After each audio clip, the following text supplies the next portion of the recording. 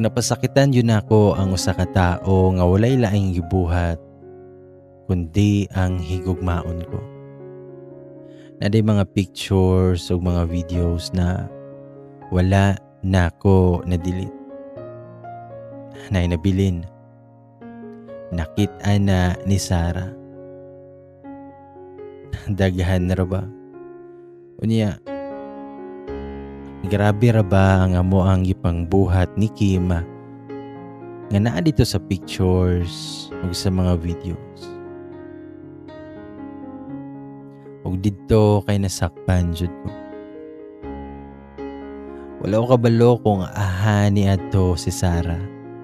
Nabalaka ko. Milabay pa ng mga pila ka adlaw before ni uli si Sarah. Pero wala gyapon ko tinggi ana ni Sarah. Dili siya gusto nga makiistorya sa kuha. Ug sugod ato kay nagbinuotan ko. Nagtinarong ko. Ginalutuan pagani na ako na siya. Ug hantod sa niabot ang time nga nagkaistorya gyud mi ni Sarah. Parte kong hangyo niya ako siyang giingnan nga dili masulbad among problema kung dili na mo istoryahan. Ug dito kanitubag si Sarah niingon siya nga wala unta ko numi angay sulbaron kung wala ko gahimog problema. Ug dito kay perti kong pangayog pasaylo sa yaha. Magsugod na unta ko istorya about namo ni Kim. Pero wala ko niya patiwasag istoryaan na ug niingon siya nga magbulag na lang daw mi.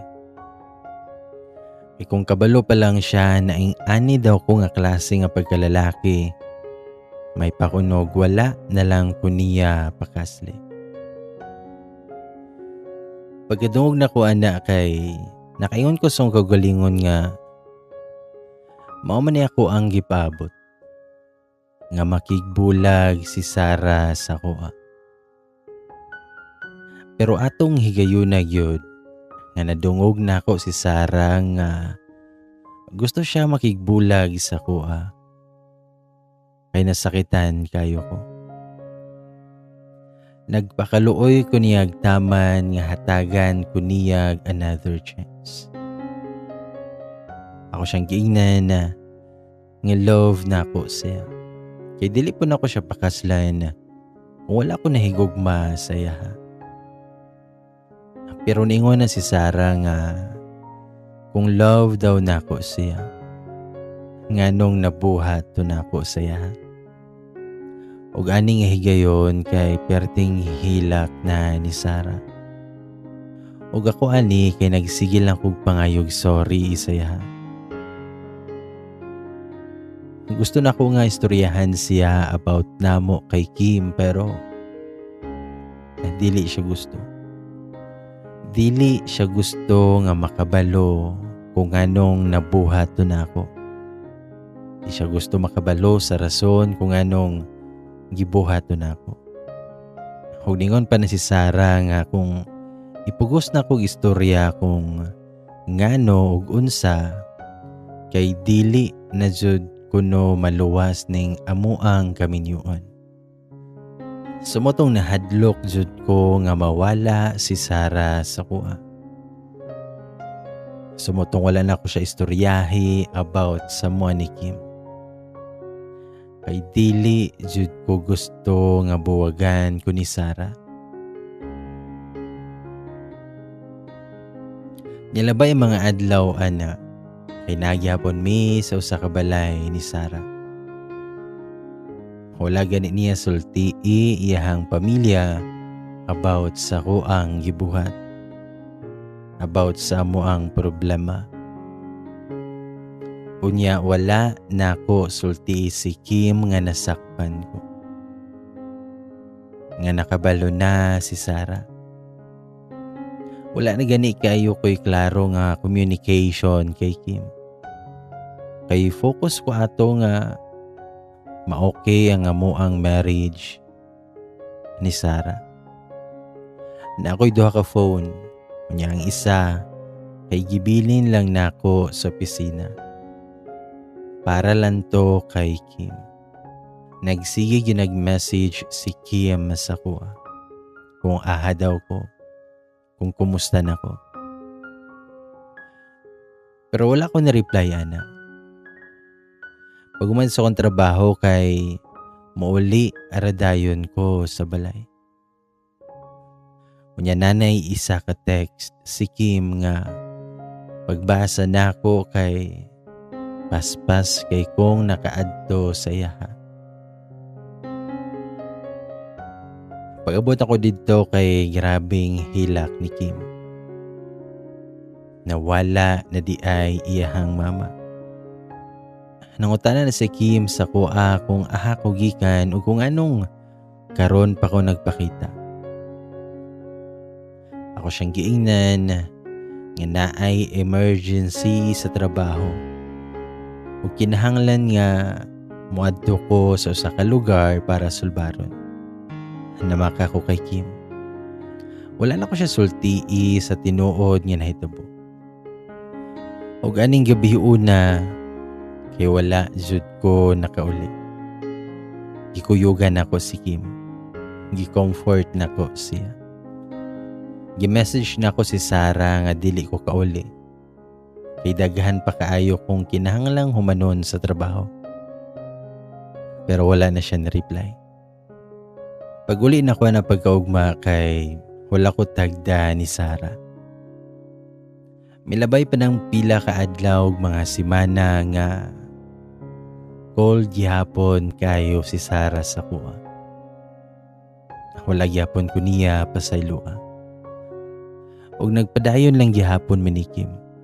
Samot na karon. Gusto na ko siya i-comfort per me. Samot na sa nahitabo sa yaha karon. Di ko gusto nga mas masakitan pa siya. Og hantod sa anniversary namo ni Sarah. Nagplano ko ato kung saan na mo pag-celebrate. I-surprise na ko siya usa ka dinner sa usa ka restaurant.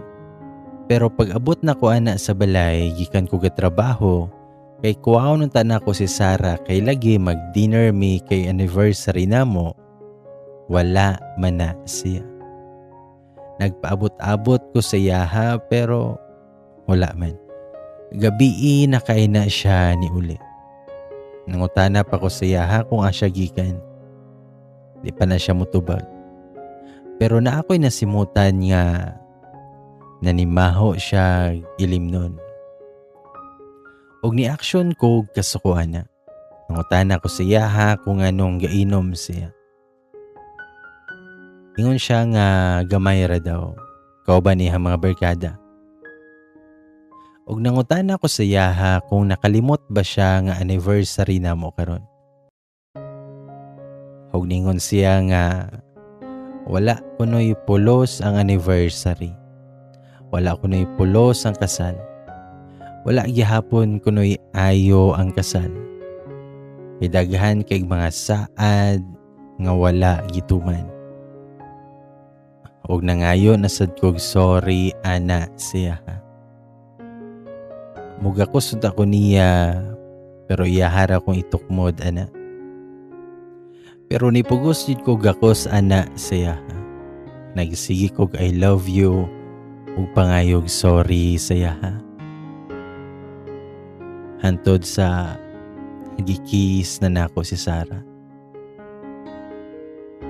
Pero dili siya mosugot.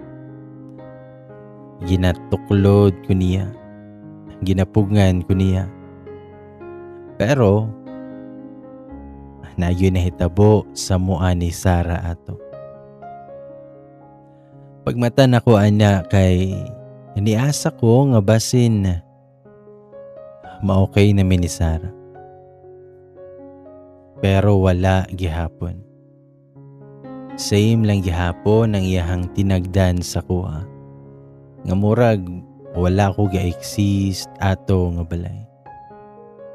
Nga murag dili ko niya makita. Pero dili di gihapon mi okay. Unya kami ni Kim, nagpadayon gihapon min duha. Nagpadayon mi sa mga relasyon nga kami lang duha nakabalo. Pero one time na ako'y mga papers nga nakita sa kwarto ni Kim. Pagkakita na ako kay nakuratan ko. Nasuko ko o nahadlo ko. Na siya'y mga gipang fill upan nga manarbaho siya sa laing nasod. Nasuko ko kay wala ko niya istoryahe about sa iyang plano. Pero nahadlo ko kay di ko gusto nga biyaan ko ni Kim. Dili jud ko gusto nga mawala si Kim sa kuha. Sa moto nakiistorya ko ni Kim. Nangutana ko sa iya kung anong wala ko niya sulti nga manarbaho day siya sa laing nasod.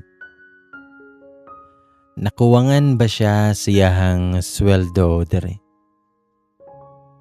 Ako pa siyang giingnan nga kung kwarta iyahang problema kay kaya na ko nang i-provide sa iya. Ug dinhi kay nasuko na pod si Kim. Ug ningon pa na si Kim nga kung maoro ba na ang ako ang lantaw sa iya. Ug nangutana na si Kim nga sure ka Vince na kwarta ra ako ang problema. Wala ko katingugan na. Wala ko nitubag ana ug nilakaw na ko. Niuli ko ana nga dili mi okay ni Kim. Ug ato nga time kay naapod akong barkada didto katong kababata na ako didto sa Lahantia. Sa moto nakitagay ko sa iya. Ug ako siyang gisultian sa kuang mga sikreto. Ug dito kay mura kog naigo sa iyang gistorya. Iha kong giingnan nga mura ko nun ako gipreso si Kim. Unfair ko no kay ko sa iya. Kay dili jud ko nun ako mahatag kung unsay deserve para kay Kim. Kay lagi minyo naman ko. Ug paguman sa mga tanang nahitabo. Kay yatagan ako ang kaugalingon og panahon para makaunahon na kung unsay maayo na akong buhaton. Pero one time pagsulod na ako sa CR, kay na ako'y nakita nga piti na ay duha kabagis. Kabalo ko kung say buot pasabot ato. Buntis siya. Our hearts beat to the city streets. We began to feel the fire. We rise like tall buildings as the chemicals they take us higher. The night's young and it's just begun as she puts her hand in mine. We wanna chase the night.